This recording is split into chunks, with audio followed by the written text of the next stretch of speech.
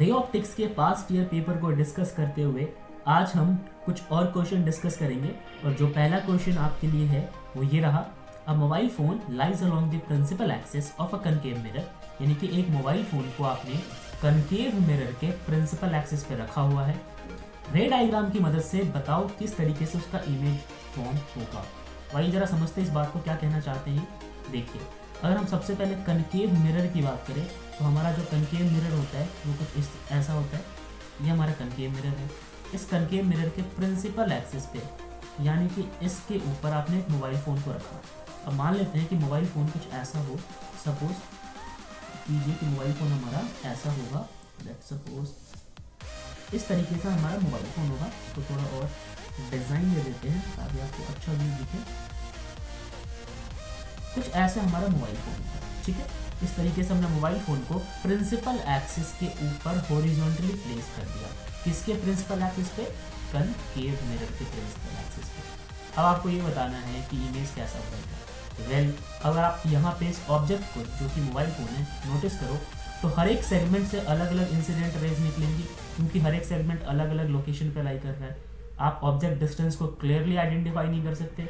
ये भी object distance है जहाँ से रेज निकलेंगी। अगर कोई रे यहाँ से निकलती है, लेट्स सपोज अगर मैं आपको बोलूँ कि भाई ऐसे में तो बहुत सारी रेज निकलती है, कुछ रेज यहाँ से निकलती है, ठीक है, इस वाले हिस्से से, कुछ रेज इस वाले हिस्से से निकलती है, ठीक है, कुछ रेज इस वाले हिस्से से निकलती है। तो यार ये तीनों के तीनों, अगर मैंने आपको एग्जाम्पल के लिए बताया है, तो तीनों अलग अलग डिस्टेंस पे लाई कर रहे हैं। तो फिर तीनों की मदद से जो इमेज बनेगा वो भी काफ़ी अलग बनेगा, ठीक है। तो इसका कोई एक यूनिफॉर्म इमेज नहीं बनेगा, बट फिर भी हम कंस्ट्रक्ट करने की कोशिश करते हैं। मान लो कि कोई इंसिडेंट रे यहाँ गया, तो वो कहाँ से पास करेगा? फोकस से पास करेगा। तो ये हमारा इसका फोकस। एक इंसिडेंट रे, लेट्स सपोज अगर हम मान लें कि बिल्कुल पोल पे स्ट्राइक करता है, पोल पे स्ट्राइक करने के बाद उतना ही एंगल से ऐसे बाहर की ओर निकल जाएगा, ठीक है। हो सकता है कि कोई रे बिल्कुल फोकस से ही निकल जाए, यानी कि अगर मैं आपको समझाऊँ, कोई रे बिल्कुल फोकस से ही पास कर जाए तो फिर ऐसे रिफ्लेक्ट होगा।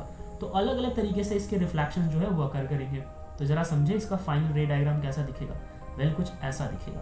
देखो, यहाँ पे एक इंसिडेंट रे यहाँ से निकला और वो फोकस से पास हो गया, ठीक है। दूसरा इंसिडेंट रे फोकस से ही निकला, वो स्ट्राइक कर रहा है मिरर को, तो वो पैरेलल हो गया प्रिंसिपल एक्सिस के, ठीक है। और एक रे जो है वो बिल्कुल इस एज पे टकराता, जैसे मैंने वहाँ पे बनाया, तो फिर वो ऐसे निकल जाता है। यानी कि अलग अलग जगह से अलग अलग रेज निकलेंगी। अगर ओवरऑल आप रे को मिलाने की कोशिश करोगे तो एक तो यार ये वाला रे ले लो जो कि मिरर के इस पोर्शन पे स्ट्राइक कर रहा है और फोकस से गुजर रहा है, और दूसरा आप ये वाला रे ले लो जो कि फोकस से गुजर रहा है, पैरेलल हो रहा है। ये दोनों जहाँ पे भी मीट करेंगे, आपका इमेज जो है एक हिस्सा तो वहाँ बन जाएगा, दूसरा हिस्सा इस तरफ बन जाएगा। तो इस तरीके से हमारा जो है इमेज फॉर्म हो गया। जाहिर सी बात है, कनकेव मिरर है, इमेज जो है इनलार्ज होगा एज कम्पेयर टू ऑब्जेक्ट। तो ये हमारा पहले पार्ट का आंसर था। दूसरे में बोला हुआ है, explain why magnification is not uniform, ठीक है। मैग्निफिकेशन जो है मैग्नीफाइड तो हुआ है बट यूनिफॉर्म नहीं है, क्या आपको बताना है। जैसा आंसर में है कि मोबाइल फ़ोन जो है वो हॉरिजॉन्टल डायरेक्शन में लाई कर रहा है, so different part of mobile phone has different distance from the mirror. अब मिरर से अगर आप कंपेयर करो, मोबाइल फ़ोन के अलग अलग हिस्सों का अलग अलग दूरी है, ठीक है। अब अगर ऐसा कुछ हो गया तो according to horizontal distance from the mirror linear magnification is not uniform. जाहिर सी बात है ना, अगर सारा का सारा जो मोबाइल फ़ोन है वो अलग अलग पोर्शन पर लाई कर रहे हैं, यानी सारे के सारे से मेरा मतलब है मोबाइल के सारे सेगमेंट जो है अलग अलग हिस्से पर लाई कर रहे हैं, तो फिर मैग्निफिकेशन भी यूनिफॉर्म बिल्कुल नहीं होगा। नीचे समझ के थर्ड में पूछा हुआ है कि suppose lower half of concave mirrors reflecting surface is covered with an opaque material. जो नीचे वाला हिस्सा है ना, ये नीचे वाला हिस्सा है, इसको अगर आप ओपेक मटेरियल से कवर कर देते हो, उसके बाद आपसे पूछा हुआ है कि what effect this will have on the image of the object. तो फिर इसकी वजह से इमेज बनने में क्या इफेक्ट दिखेगा। तो समझते हैं जरा क्या आंसर है। बोला ये गया है कि this the image would be sharp only intensity get reduce. Image जो होता है एज इट इज, मतलब शार्प ही बनेगी, बट उसकी इंटेंसिटी जो है वो कम हो जाएगी, क्योंकि आपने ब्लॉक कर दिया लोअर हाफ, जहाँ से नीचे वाले हिस्से से जो भी रेज आएंगे ना, इस नीचे वाले हिस्से से जो भी रेज आएंगे मिरर पे टकराएंगे, तो वो तो फिर इमेज नहीं बना पाएंगे, वो रिफ्लेक्ट ही नहीं करेंगे प्रॉपरली, क्योंकि वो ओपेक हो चुके हैं। Okay, These rays meet at the other side of the mirror to form image of the given object। तो बात वही है कि नीचे वाले हिस्से से जो है वो प्रॉपरली इंसिडेंट रेज रिफ्लेक्ट नहीं करेंगे, लेकिन ऊपर वाले हिस्से से रिफ्लेक्ट करेंगे, तो इमेज जो है वो आपका शार्प हो जाएगा, बट इंटेंसिटी में कमी आ जाएगी, इंटेंस उतना नहीं रहेगा आपका इमेज। ये बात आप समझ गए। चलिए डिस्कस करते हैं नेक्स्ट क्वेश्चन। इसके भी 3 पार्ट है। यहाँ बोला गया है कि मिरर फॉर्मूला या मिरर इक्वेशन का इस्तेमाल करते हुए आप बताओ कि जब आप ऑब्जेक्ट को प्लेस करते हो फोकस और 2f के बीच में कनकेव मिरर के केस में, तो हर बारी रियल इमेज प्रोड्यूस करता है बियॉन्ड 2f। अब इसका आंसर ना हमने पिछले लास्ट ईयर क्वेश्चन डिस्कशन में किया है, आपको आई बटन पे जाके ये आंसर्स मिल जाएंगे, ठीक है, आप वहां से इसको समझ लेना।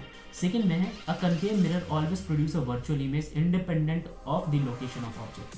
तो इसका भी आंसर हमने पिछले क्लास में डिस्कस कर लिया था, इसको भी मैंने आई बटन में डाल दिया है इसके वीडियो का आंसर, ठीक है, आप वहां से इसको समझ लेना। आगे बढ़ते हैं। थर्ड पार्ट में बोला गया है कि an object placed between pole and focus of a concave mirror produce virtual and enlarged image.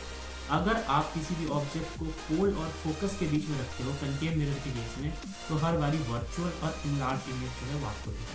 तो सबसे पहले समझते हैं कि अगर कनकेव मिरर है हमारे पास, ठीक है, तो उसके केस में हम जब ऑब्जेक्ट को पोल और फोकस के बीच में रखेंगे तो अपीयर कैसा होगा। तो मान लीजिए कि आपके पास सपोज ये कनकेव मिरर है, ठीक है, कनकेव मिरर के केस में आपने ऑब्जेक्ट को रखना है पोल, ये पोल है मान लीजिए, और फोकस, ठीक है, ये आपका फोकस है, इसके बीच में आपको रखना है ऑब्जेक्ट, ठीक। तो ये आपने रख दिया ऑब्जेक्ट। अब यार ऑब्जेक्ट आपने रखा, एक रे ऐसे गई फोकस से निकल गई, इसका डबल होगा सेंटर ऑफ कर्वेचर जिसको आप 2f कहते हो।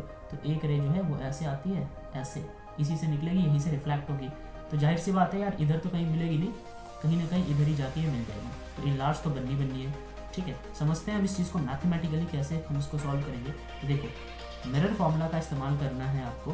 मिरर फॉर्मूला आपने यहाँ पे लिख लिया। अब आपको पता है कि कनकेव मिरर के केस में उसका जो फोकस होता है वो हर बारी 0 से छोटा होता है, मतलब नेगेटिव होता है। 0 से छोटा मतलब नेगेटिव। इसी तरफ फोकस है, अगर आप कनकेव को ही लेके कंसिडर करो तो फोकस देखो इस तरफ है, और फोकस इस तरफ है तो वो नेगेटिव होता है। चलिए ज़रा आगे बढ़े। तो फोकस इसका अगर नेगेटिव है तो आप आगे इस चीज़ को सॉल्व करो। एक काम करो, इस वाले पार्ट को इधर भेज दो, ठीक है, यहाँ पे रह जाएगा आपका इमेज डिस्टेंस, ठीक है। और पूछा भी आपसे क्या है क्वेश्चन में ध्यान से देखो, तो आपसे ही पूछा है कि जो भी आप इमेज बनाते हो, ठीक है, वो वर्चुअल और इनलार्ज हो, ऐसा आपको मैथमेटिकली बताना है, यानी कि आपको इमेज के बारे में डिटेल देना है। इसीलिए मैं यहाँ पे इमेज निकालने की कोशिश कर रहा हूँ मैथमेटिकली। यहाँ तक समझ गए। इतना आपको पता है कि फोकस जो है नेगेटिव है, यानी कि वो 0 से भी छोटा है, तो ये जाहिर सी बात है ये पॉजिटिव होगा। अब इस केस में हुआ क्या कि for an object place between focus and pole of a mirror, तो जो भी आपका ऑब्जेक्ट है वो ऑब्जेक्ट फोकस से तो बड़ा होगा, क्योंकि फोकस तो 0 से भी छोटा है। 0 से छोटा मतलब नेगेटिव है, लेकिन जो ऑब्जेक्ट है वो 0 से छोटा और फोकस से बड़ा होगा, ठीक है। ये बात समझ में आई। अब देखो कहने का मतलब ये है कि आप सोचो ना, ऑब्जेक्ट भी इसी तरफ प्लेस और फोकस भी इसी तरफ प्लेस, ठीक है। अब फोकस और ऑब्जेक्ट दोनों इस तरफ है तो दोनों हो जाएंगे नेगेटिव, ये बात तो तय है। लेकिन आप मुझे बताओ फोकस और ऑब्जेक्ट में ज़्यादा नेगेटिव कौन होगा? दोनों 0 से छोटे हैं, ऑब्जेक्ट भी और फोकस भी। ऑब्जेक्ट डिस्टेंस और फोकस दोनों ही 0 से छोटे हैं, मगर ज़्यादा छोटा कौन है? जाहिर सी बात है फोकस, क्योंकि वो और भी ज़्यादा नेगेटिव है। ऑब्जेक्ट तो फिर भी इनके बीचों बीच प्लेस है। तो यही चीज़ मैं कहना चाहता हूँ यहाँ पे, ठीक है, कि जो भी आपका यहाँ पे नोट करो, लेट मी फॉर यू, कहाँ गया, फाइन, ये रहा, जो भी आपका ऑब्जेक्ट है ना, ऑब्जेक्ट डिस्टेंस है वो फोकस के कंपैरिजन में बड़ा है, लेकिन 0 से तो वो भी छोटा ही है। तो ये स्टेटमेंट क्लियर होगी आपको। अच्छा, अगर ये स्टेटमेंट क्लियर होगी तो आओ जरा यहाँ पे हम समझते हैं कि जो भी हमारा ऑब्जेक्ट है, ऑब्जेक्ट डिस्टेंस, ठीक है, वो हमेशा बड़ा होता है, लेकिन अगर 1 बाई ऑब्जेक्ट डिस्टेंस की बात करें तो फिर वो हो गया वापस फोकस से छोटा। अगर ऐसा कुछ है तो अगर इन वैल्यूज़ को आप यहाँ पे पुट करोगे, अब समझो यहाँ पे मैं बोल रहा हूँ जो ऑब्जेक्ट है वो बड़ा है और जो फोकस है वो छोटा है, मतलब ऑब्जेक्ट डिस्टेंस बड़ा है और फोकस जो है वो छोटा है। तो ये तो अपॉन में, ठीक है। अब अपॉन में होने की वजह से क्या होगा कि ये वाली जो वैल्यू है वो हमेशा 0 से बड़ी आएगी, always this value is going to be greater than zero, ठीक है। अब ये वैल्यू अगर हमेशा जीरो से बड़ी आती है तो 1/v को आप जीरो से ग्रेटर लिखोगे, ठीक है। तो इस हिसाब से, इस लिहाजे से इमेज जो है वो हमेशा वर्चुअल होती है, इमेज हमेशा वर्चुअल होती है। कैसे? जीरो से बड़ी, जीरो से बड़ी मतलब पॉजिटिव। अगर पॉजिटिव की बात की जाए तो इमेज जो है इस तरफ बनेगी कहीं ना कहीं, अगर इमेज इस तरफ बनती है तो यहाँ पे चीज़ें होती है पॉजिटिव। ये बात आप समझ गए होंगे, इस इक्वेशन को कितना ट्रिकी करके समझाया गया है। अच्छा, ये बात समझ आ गया आपको। अब देखो, तो यहाँ पे यही लिखना था कि hence image is always virtual mathematically, मैंने आपको समझा दिया। हमें ये पता है कि जो फोकस होता है वो हर बारी जीरो से तो छोटा ही होता है, ठीक है। अब आप ये वाला फॉर्मूला इस्तेमाल करो मेरे का, इस तरफ रहा होगा 1/f, बट अब 1/f की जगह आप ये वाली वैल्यू लिख दो, क्या? लेस देन जीरो, ठीक है। यहाँ तक समझ गए? अब अगर आप यहाँ तक समझ गए तो आप एक काम करो, मुझे ये भी पता है मतलब कि जो आपका v है वो हमेशा पॉजिटिव रहने वाला है। अब मुझे एक बात बताओ, यहाँ इस इक्वेशन में मैं कह रहा हूँ v हमेशा पॉजिटिव रहेगा, साथ में ये भी कह रहा हूँ कि ये जो लेफ्ट हैंड साइड है वो जीरो से छोटी है। तो जीरो से छोटी कब आएगी ना, जब ये u जो है वो नेगेटिव हो जाएगा, यानी कि ये वैल्यू पॉजिटिव है। और अगर ये भी वैल्यू मैं पॉजिटिव कर दूँ तो पॉजिटिव पॉजिटिव यानी वो जीरो से बड़ी वैल्यू निकल गई, ठीक है। तो जीरो से बड़ी तो ये वाली इक्वेशन हो नहीं सकती, आपने यहाँ पे दिखाया हुआ है। तो एक ही कंडीशन में जीरो से छोटी होगी ये वाली वैल्यू जब आपके पास u नेगेटिव होगा, v तो हमेशा पॉजिटिव रहना है, तो इसलिए हमने यहाँ पे u को नेगेटिव कर दिया। अब u को नेगेटिव कर दिया, फिर आप यहाँ पे इक्वेशन कंपेयर करो। इक्वेशन जब कंपेयर करोगे तो आपको पता चलेगा कि जो भी आपका v था वो u के कंपैरिजन में बड़ा है। अब आपका जो इमेज है वो हमेशा पॉजिटिव होगा, ठीक है, वर्चुअल होगा और बड़ा होगा, ठीक है। यहाँ तक समझ गए? चलो, अब अगर हम मैग्निफिकेशन की बात करें तो हमें पता है मैग्निफिकेशन होता है v/u, ठीक, v/u। अब जब मेरा v बड़ा है, ऊपर न्यूमरेटर बड़ा है, डिनोमिनेटर छोटा है, तो जाहिर सी बात है कुछ भी कर लो, अगर न्यूमरेटर बड़ा है तो ओवरऑल आंसर जो है वो 1 से बड़ी आएगी, ठीक है। क्या आएगी? 1 से बड़ी आएगी। तो मैग्निफिकेशन हमेशा 1 से बड़ी, यानी कि जो इमेज है वो हमेशा इनलार्ज होगी, ठीक है। तो इमेज हमारा इनलार्ज बनेगा। तो हमने आज के क्लास में देखा कि कैसे आप मिरर फॉर्मूला का इस्तेमाल करके मैथमेटिकली चीज़ों को प्रूव करते हो कि कोई चीज़ इनलार्ज है, वर्चुअल है, तो फिर कैसे। तो ये था यार आज का हमारा डिस्कशन।